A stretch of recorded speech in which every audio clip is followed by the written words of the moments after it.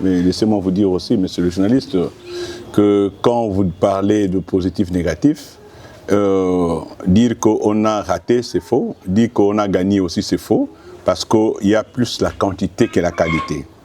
En 66 ans, il y a eu la qualité. Au lieu de la qualité, il y a eu la quantité. Il y a la quantité. C'est-à-dire qu'il y a beaucoup de docteurs, beaucoup de professeurs, beaucoup d'éminents professeurs. Oui, mais avant 66 ans, il y avait moins que ça. Mais il y avait plus la qualité que la quantité. Mais l'éducation. Mais l'éducation, oui. Voilà. C'est question d'éducation maintenant. Dans l'éducation, il y a eu la quantité. Quand je parle de la quantité, c'est-à-dire que tout a commencé à s'amoindrir. La quantité, ils sont très nombreux dans l'éducation. Les gens parlent de l'éducation, mais il n'y a pas d'expertise dans l'éducation. C'est-à-dire qu'il n'y a pas une qualité dans l'éducation. Si aujourd'hui on vous demandait d'être, aujourd'hui on vous nommait ministre de l'enseignement, de l'éducation en fait, et sur quel pied allez-vous danser pour sauver l'éducation en RDC? Pour sauver l'éducation, vous savez d'abord l'éducation, il faut chercher la base. Pourquoi l'éducation s'assombrit dans notre pays? Il faut d'abord chercher, parce qu'il faut chercher des causes. Quand vous allez donner le médicament, vous ne cherchez pas pourquoi il y a eu cette maladie et qu'est-ce qui a causé la maladie. Là, vous faites tout ça en vain. Et vous n'allez pas trouver de bonnes solutions, messieurs les journalistes. Il faut commencer d'abord à dire qu'est-ce qui était à la base de cette négligence dans l'éducation. À la base, c'est d'abord le non-paiement des enseignants. À la base, c'est parce que les enseignants ne sont pas considérés. Monsieur le journaliste, vous parlez très bien, c'est vrai. Mais laissez-moi vous dire encore que si aujourd'hui votre fille s'est mariée à un enseignant, vous allez pleurer. Et vous allez vous dire, mais pourquoi il s'est marié à un enseignant? Vaut mieux encore un motard, un monsieur là qu'on appelle le Wewa, qui s'est marié à ta fille, parce qu'au moins journalièrement, il a son argent, qu'un enseignant, qu'il ce soit dans le secteur privé que le secteur de l'État. Pourquoi? Parce qu'il y a une négligence dans l'enseignement. Et quand les gens sont négligés dans l'enseignement, à ces moments, l'autorité saigne. Quand je parle de l'autorité qui saigne, monsieur le journaliste, c'est-à-dire qu'on n'est plus autoritaire devant quelqu'un qu'on paye très mal. Un vieux papa qui est là, qui travaille chez toi, et quand tu le payes très bien, il t'appelle patron, boss. Mais si tu ne parles pas bien, il n'est pas bien payé, il va t'appeler, mais petit wana lingi kolobanini. Donc, il t'appelle petit parce que tu ne l'as pas payé. Mais quand vous passez dans la rue, les gens vous appellent président. Mais est-ce qu'ils sont plus âgés que vous ou bien que vous êtes plus âgés qu'eux? Non, c'est parce que vous avez les moyens et suppose que vous avez les moyens. Dans l'enseignement, c'est ça. Et ensuite, il y a un autre problème dans l'enseignement. Oui. Comme ils ne sont pas payés, ils deviennent fragiles. Et il y a la corruption, ils deviennent fragiles dans l'enseignement. Ils n'arrivent pas à arriver à la fin du mois. De bout à bout, il ne peut pas arriver parce que les salaires qu'on le paye ne suffisent pas d'abord. Un autre problème aussi, il y a la conduite. Oui.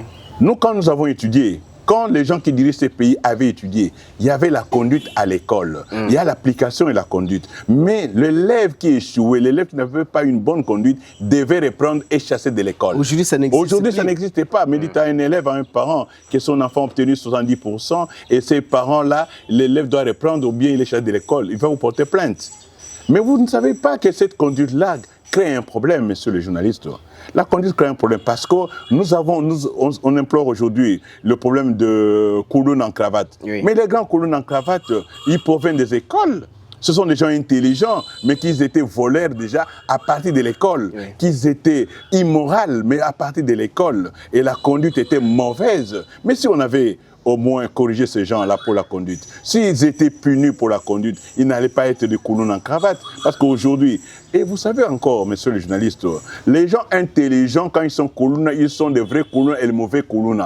Parce qu'un homme intelligent, quand il vole systématiquement. Mais un homme qui est vulgaire, qui vole, il va voler vulgairement aussi. Mais un homme intelligent, quand il fait quelque chose, quand il fait une bêtise, il a fait accompagner de son intelligence. Alors, les coulons là, c'est la conduite aussi. C'est-à-dire que ça a commencé là-bas, à partir de la conduite de l'enfant.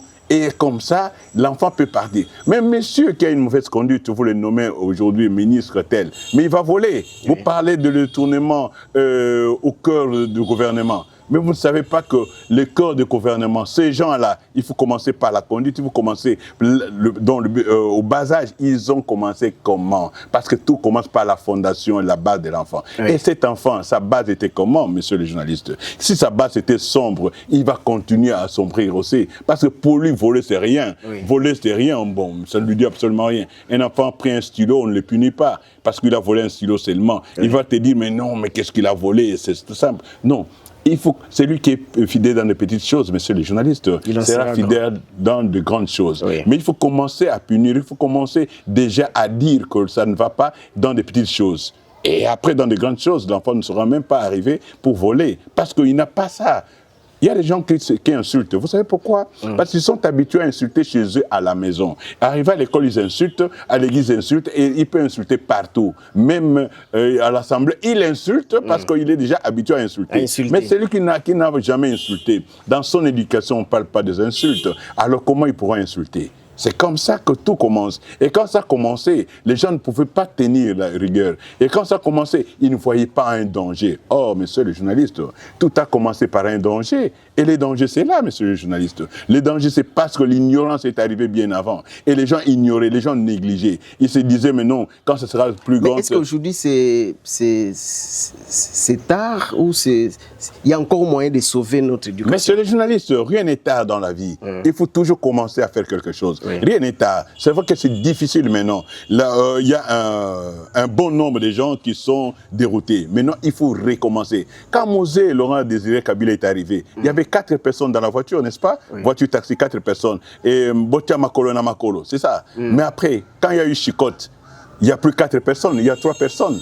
Et quand il y a eu Chicotte, il n'y a plus de Makolo. Et Kotsa Makolo Namakolo, il n'y a plus de Kotsa Makolo Namakolo, monsieur le journaliste. Il faut commencer à travailler. Il faut commencer d'abord à condamner et à travailler. Et on appelle ça suivi. Il faut qu'il y ait suivi. Parce que prendre des décisions, c'est bien. Il y a déjà des décisions sur ça, sur l'éducation. Mais ce qu'il y a suivi aussi. Il faut des gens, les qualités, qui ont la vision du chef de l'État. Oui. Il ne faut pas mettre quelqu'un parce qu'il a besoin d'argent. Il ne faut pas mettre quelqu'un parce que lui, vous le connaissez mieux que tout le monde. Il ne faut pas mettre quelqu'un parce que c'est votre personne de confiance. Oui. Il faut mettre quelqu'un qui peut se sacrifier comme le chef de l'État, se sacrifier pour l'éducation. Il faut quelqu'un qui a les soucis, qui s'y connaît. Même quand on a parlé de la gratuité, laissez-moi vous dire, monsieur le journaliste. J'allais arriver là. Pour la gratuité, il fallait des techniciens.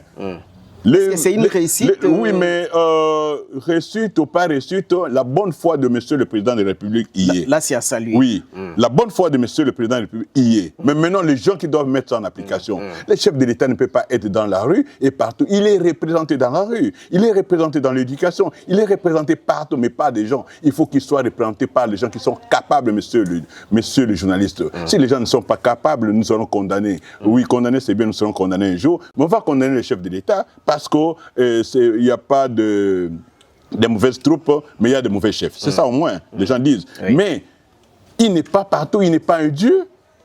Mais il doit y avoir des petits dieux partout. Les petits dieux, c'est vous, messieurs les journalistes. Oui. C'est moi. Si j'essaie de prendre mes responsabilités en main et j'arrive à payer les enseignants convenablement, même nous en privé, pour payer les enseignants, messieurs les journalistes, l'argent provient de parents. Oui. Et si ces parents sont payés à temps et bien payés et que les enfants payent les minervales, on paye les enseignants.